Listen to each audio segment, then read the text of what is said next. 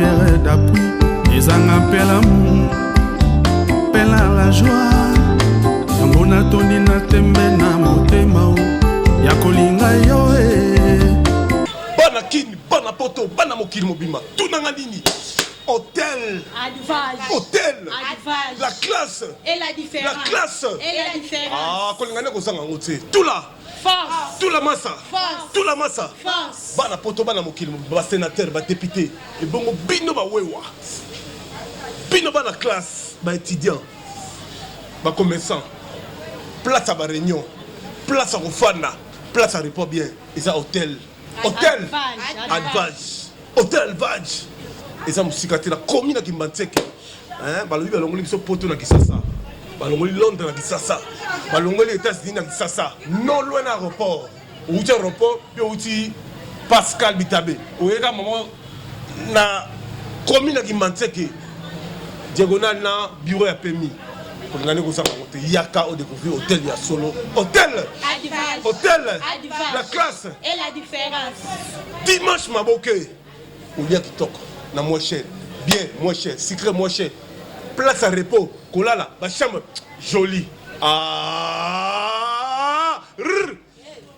pangi bampangi na mono aba Congo bampangi abandundu beno kuisa kumona beno kuisa na hôtel advage maboke ikele na fasi ya PMI kangeme kumaka na PMI ngeme katuka n'importe komi nyonso kele ba place ya kulala ya kitoko nyonso ya kitoko maboke ya ngulu ya mbisi shawarma nyonso tous les sortes à cuisine beno kuisa kumona bena vanda jamais desi ataki lungu moshi na hôtel advage bana kin bana poto boya na hôtel advage bokozala jamais dessus borosepela biloko bien ezali cuisine européenne cuisine africaine nyonso bokoluka bokolia maboke ya solo maboke ya ngulu ya mbisi donc toutes sortes ya maboke bokoluka bosala shawarma ezali hamburger nyonso bokoluka masanga ya bio oluka vin oluka liqueur nyonso bokoluka ezali champagne whisky tout ezali bachamba kitoko kolala ya bien donc nyonso service traité ya solo ya malonga boya bokozala jamais dessus bokosepela toza musika te toza na Kimbantseke non loin ya aéroport non loin ya Pascal toza tout près ya agence ya PMI avenue Ngambali numéro 2 boya bokozala jamais dessus hôtel advage hôtel advage hôtel advage hôtel advage hôtel advage hôtel advage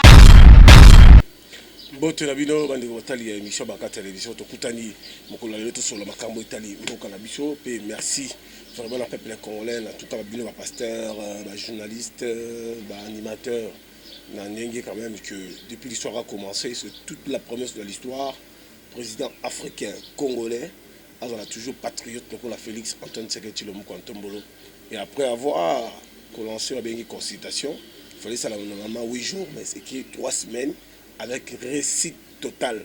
Nous attendons aujourd'hui que le chef de l'État a s'adressé face à la nation pour appeler sa mission compte rendu. Il y a consultation, puis en même temps, la décision est-ce qu'il va continuer la coalition ou bien il doit continuer la vision sociale, l'idéologie, les peuples d'abord parce que des ans de fatigue, on n'a pas vu vraiment fatigue face à la population parce que c'est une coalition où il y a bateau, il y a Congo, ils ont pillé le Congo pendant 24 ans. Aujourd'hui, mais les mêmes systèmes, on va continuer avec le système diabolique. Nous, en tant que des Congolais, en tant que des patriotes, en tant que des Congolais, nous disons non, nous disons maintenant donner la chance à Fachi Félix Antoine Tshisekedi Tshilombo. Je voulais un peu lancer un message na bandeko bazota la biso. Ennemi à Fachi, ils ont abandonné, ils ont soyé, ils ont mongalaté. Ennemi à Fachi, ils ont moluba. Comment fait-il yo moluba? Na IDPS, vous avez une poste, mais IDPS a une pouvoir. Papa Tchène serait la koufi, vous lui condition Papa Tchène serait la koufa. Espoir ils arrivent sous la IDPS. Mais Dieu est grand, avec qui connaît le peuple congolais. Fachi a tête en Wende. Mais il y a une qu'on a vu aux humains tanayo, il y a une stratégie union sur IDPS au pays sur bateau aux adversaires et à la République. Aux hommes qui ont été là, il y a moko. Ata yo battu na kacho. Mais à venir à Banana, vous allez pas. Parce qu'on ne trahit pas le peuple. La voix du peuple, c'est la voix de Dieu. Tout le monde est d'accord de soutenir Fachi. Tel point que Papa Loba, que le peuple est d'abord. Aujourd'hui, le peuple congolais comprend que Moutazagi Mouinia Congo a Ibani. Trouve une attaque qui est pénalisée ici là. Pour marcher ici là, tu as la terre promise. Bissou va juge, va magistrat. Fachi a payé nos droits, l'état de droit pays de zone. Pour ça, la volonté à peuple, pour ça, la plan d'individualité. Président Fachi, nous sommes là.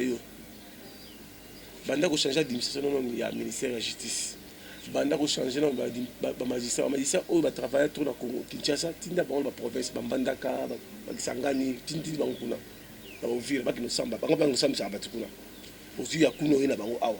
Ozu ba général ba sa awa tindi ba ba front kuna. Ozu ya kuno ina bango awa. Tout le monde a un peu changement ko sala. Tout ce qu'on appelle sur la affaire de sénation. Recensement faut ça. Contrôle. Faut ça les recensements, ça veut dire qu'il faut identifier qui est congolais, qui n'est pas congolais. Même dans la police. Parce qu'il y a une plupart des policiers, ils mécanisés. Il faut te dire, tu ne peux pas travailler dans des ordres de Nengwana. Tu peux travailler dans autre. Par exemple, tu as état de droit. Par exemple, tu as voiture. C'est un homme sérieux, sincère. Mais bateau va aller là-bas, au moment où on a téléphone, c'est un mascarade. C'est des assassins. Ils n'aiment pas les gens. Ils n'aiment pas les Quinois. Ils n'aiment pas les Congolais. Ils tuent les Congolais presque tous les jours. Tout le monde attend, la Congo en Égypte, tout le monde a la terre promise. Au moment où il y a un meeting aérien, tout le monde a sur l'image en haut. Ils ont l'émission, au moment où il y a un meeting, il y a une arme lourde, il y a un bomango, il y a un entraînement, il y a un mec Kamindouki. Toujours banga mutute tala toujours banga mutute makambo yo Congo ils ont makambo ya congolais tout déjà nenga lobi oyo ko ya parce que ça makambo mboka atali ka souffrir trop nzaleleki ba pays ni bangola ba développer social les moyen zéro Brazzaville même Afrique du Sud même santé moyen zéro fatia ina garantie d'enseignement mais bino zo bunza fatia aucune autorité vraiment et l'on ni bolo ba te ko tika na va infiltrer l'armée, va infiltrer la police, va infiltrer même les journalistes, va infiltrer le service de renseignement. Tout le bateau, pour bien vous avancer, vous avancez embêté. Vous allez m'appeler trop, vous allez pardon, vous allez pardon, vous allez dire, vous allez danger, vous allez danger. Vous allez danger. Dans les relations, vous êtes à la bisoula, dans la police, dans le service de renseignement, vous allez en tant que Congolais, vous allez pour l'intérêt personnel. Soudain, on se présentait la paradité à ça d'exécuteur. Policiers, on se présentait la paradité à ça d'exécuteur. Depuis ça, Fachi, beaucoup. Fachi, ça a souci à Samboka. Parce que, à Zomboka, à Zomboka, on a salaire, à Pessa, la barabin. Il est temps de sauver le Congo. Fachi, sauvons le Congo. Toujours la régie, toujours l'image. Il y a Papi Kumbi, diaspora, on a mis le feu dévorant. Fachi, c'est un feu dévorant. Après d'enchaîner l'image, il y a un meeting aérien. Bon, tu as la paix, 4 ans cette émission, vous allez en direct. Regardons comme société, pas tuer les filles, l'homme du terrain. La République démocratique du Congo et l'Angola entretiennent des relations politiques et militaires exemplaires. Depuis son accession à la magistrature suprême, le chef de l'État, Félix-Antoine Tshisekedi Tshilombo, a multiplié les rencontres avec son homologue Joao Lourenço. C'est pour matérialiser la détermination de deux chefs d'État d'intensifier leur coopération militaire et sécuritaire que des avions des chasses de l'armée de l'air des forces armées angolaises ont survolé ce vendredi les ciels de Kinshasa.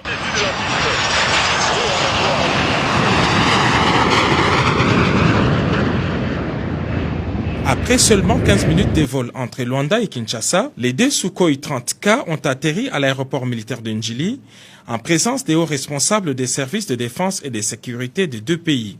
Les deux parties ont eu des explications techniques sur les performances de ces monstres déserts. À travers ces meetings aériens, l'Angola confirme son soutien politique et militaire à la RDC, un motif de fierté pour les FARDC. Vous voyez derrière nous les avions des chasses venus de la République sûre d'Angola. Mais je vous dis d'emblée que ces avions sont venus de l'Angola, pays frère, pour participer au meeting aérien. Ils ont commencé depuis ce matin aux côtés des avions de forces armées de la République démocratique du Congo, spécialement de la force aérienne. Ils vont faire le meeting, ils ont déjà fait 3 tours à côté de l'hélicoptère de reconnaissance qui a atterri depuis le matin, mais également avec l'Antonov 72 qui avait amené auparavant une importante délégation. Et donc, ces avions que vous voyez derrière, ce sont des vecteurs de décision, mais également vecteurs de victoire sur les théâtres de combat. Et ces avions sont venus magnifier la coopération, magnifier l'entente parfaite qui caractérise les relations entre la République démocratique du Congo et la République sœur d'Angola.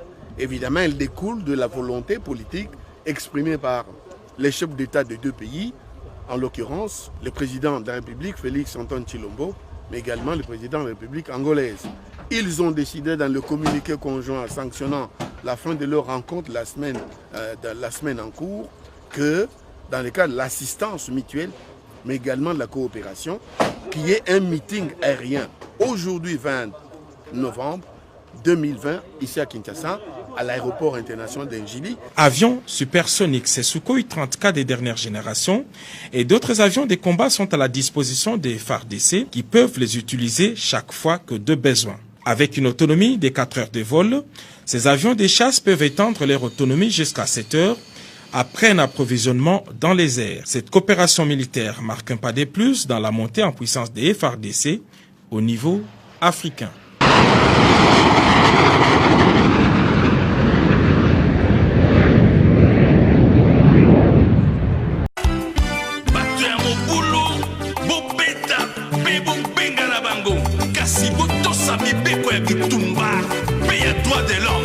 Peuple itourien, on vous disait que la sécurité, la paix aux Itouriens préoccupe le chef de l'État et commandant suprême des forces armées.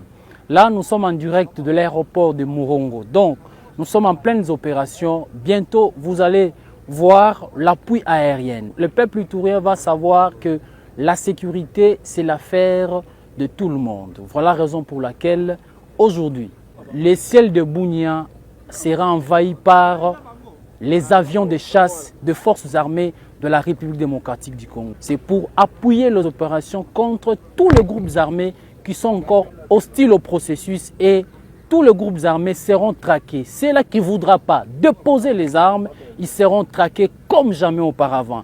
Nous allons imprimer le professionnalisme des forces armées. D'ici là, vous allez voir le Mi-24 pour un travail de titan et donner la paix au peuple itourien et neutraliser ceux-là qui insécurisent notre population. Voilà, mesdames et messieurs, on vous disait, on ne combat jamais la République. C'est aujourd'hui la détermination du commandant suprême, l'engagement du chef d'état-major général pour donner la paix aux Itouriens, c'est le souci le plus constant. Aujourd'hui, vous voyez derrière moi, le Mi-24 va faire son travail. Alors, j'appelle encore une fois tous les groupes armés hostiles au processus de la paix de déposer les armes et se rendre aux forces armées.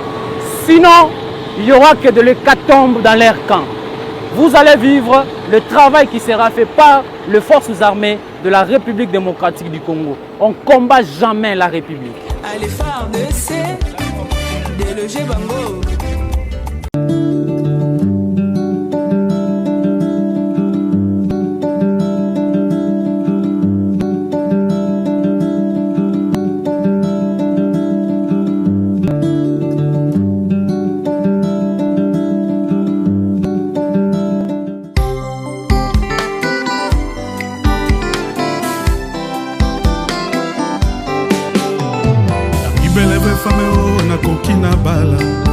azala en Christ poto kwela na ngai loko na yo masere zanga pierre d'appui ezanga pelamu pela la joie yango natondi na tembe na motema ya kolinga yo poto balana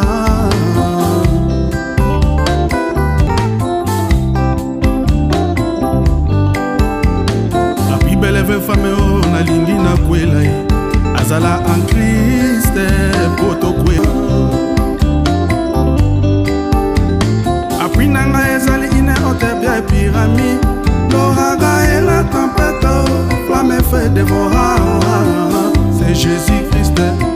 fait dévorer. L'agneau immolé, flamme fait dévorer. Les rois des rois, flamme fait dévorer. Les seigneurs, flamme fait dévorer.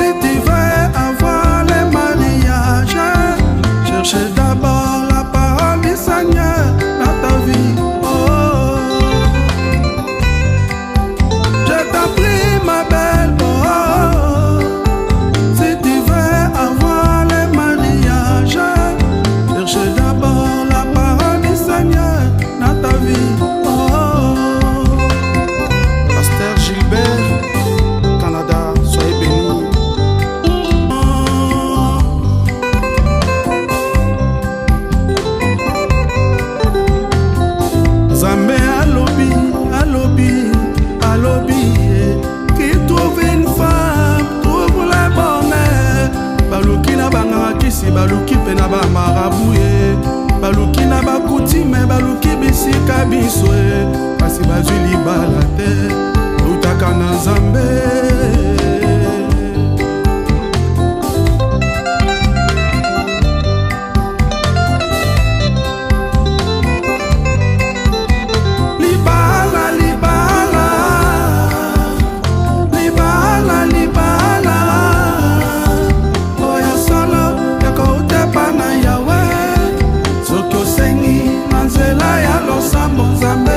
Pambola yo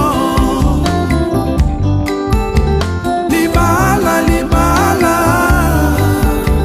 libala libala oya solo eko utepa na yawe soto sengi na nzela ya losambo Nzambe akopambola yo.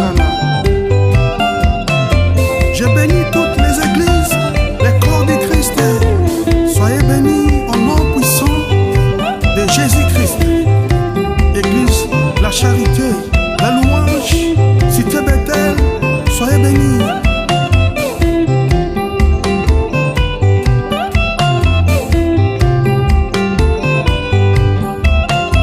Allô Turquie, c'est les Mangaya, soyez bénis. Au nom de Jésus-Christ, Maman Sarah, Jean-Jacques, à Martinique.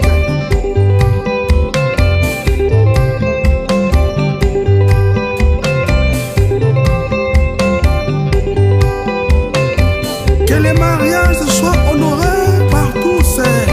Yahweh Shama, soyez bénis.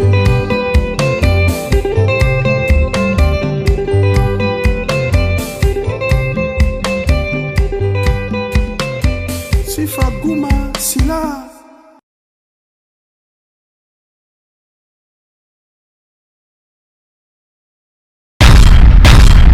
Merci Nakeita Kalombo Balobi Ndongolabiso, Congolais très intelligent, assez savant, assez de bombes atomiques à peste dans le combat Fachi. Il faut le soutenir. Tout soutenir veille patriotique avec Pascal Moukouna, tout soutenir Lili Mouchi Lempera. Pour ça, on a souci à sensibiliser la diaspora. Mais on bouge tout le monde Fachi solution. Tout soutenir. Si vous avez besoin de créer une image, vous avez patriotique, toujours l'homme du contact, l'homme du terrain. Vous avez un souci à Mboka. Le passeport est comme $99. Ils ont 50. Mboka na soba teka qui ont partout dans l'étranger. Nzambe osala ki fatia osala partout le mois allons na mboka na étranger. Et dis-moi ma foi la bien osala pour tout investir. Biveunga, Aminata Sissé, ba Congolais besoin la poto kenda kalaba, l'inocene ba tout ça la compagnie la poto ba agence tout ça. Ça le moko to besoin na mboka boko investir. Papa peut-être donc besoin na mboka boko investir. Ba restaurant là la Louvière besoin na mboka boko investir. Aux mboka na biso. Tout ça Congo prospect, Congo fort avec Fachi. Tout y cahier mon côté tout soutenir rien. Mutu akobangisa mutu azate mutu akontibide mutu azate mutu pa kosala o coup d'état mutu pa kosala o te ngala komisa mercenaire pamba peuple baza na sima bokomona kanda ya peuple jour yango je bokomeka bagene na bio ya salite tokozonga na registre zwa image ya ndeko na biso député Puela ndenge alobi bonani mpe mama na biso ministre et affaires étrangères, maman Nabiso Marine Zeza. Il n'y a quand même pas bon du tout, on a dit qu'il y a IDPS, mais Dieu est grand aujourd'hui, à récompensé par Fachi. Juge Nabiso, ça la volonté à peuple. Député de l'Assemblée nationale, ça les lots. Provincial, même rien ne marche. Le pays est à chaos. Toi, on a l'image. Nous sommes le 23 novembre 2020. Il est 15h10 à ma montre. Le Conseil d'État a rendu, le juge du Conseil d'État a rendu son ordonnance déclarant notre référé irrécevable. C'est une décision de justice. En tant que praticien de droit, il me revient d'en prendre acte sans autres formes de procès, bien que il est important de savoir qu'il y a l'action principale en annulation de la décision du bureau de l'Assemblée nationale qui demeure. Cette action est pendante et c'est sûr que nous aurons à y revenir, mais aussi qu'il y a un problème qui demeure. Le bureau de l'Assemblée nationale est déclaré, est réputé démissionnaire de par les règlements intérieurs. La vie continue. Nous réfléchissons sur la suite à donner à cela. Ce n'est pas une affaire personnelle pour qu'on pique une crise, contrairement à ce que l'image qui circule veut faire penser. C'est une vieille image, comme je l'ai dit, du 19 septembre 2016, lors d'une grande marche au cours de laquelle le président Martin Fayulu avait reçu une balle dans la tête et nous autres avions marché avec une inhalation de beaucoup de gaz qui avait fait qu'on pique cette crise-là. Donc soyez rassurés, je vais très bien, je suis serein. C'est une affaire d'État et je suis fier d'avoir osé, d'avoir posé cet acte. Et si c'était à refaire, je le ferai. Je suis convaincu d'une chose, que l'Assemblée nationale, le bureau de l'Assemblée nationale ne se permettra plus de faire n'importe quoi. Et que ce n'est qu'une bataille et non la guerre qui est perdue. Le combat doit demeurer et c'est très important. Doit continuer, pardon. Merci à tout moment. Communiqué de presse. Le ministère des Affaires étrangères porte à la connaissance du public quinois que la reprise des activités de production et de délivrance des passeports biométriques, initialement fixée à la date du lundi 23 novembre 2020, est reportée à une date ultérieure, la plus proche possible, en attendant une harmonisation rapide des vues entre lui et le ministère des Finances pour la réussite de l'opération. Le ministère des Affaires étrangères présente ses excuses pour tous les désagréments occasionnés par ce report inattendu. Fait à Kinshasa le 22 novembre 2020, je vous remercie.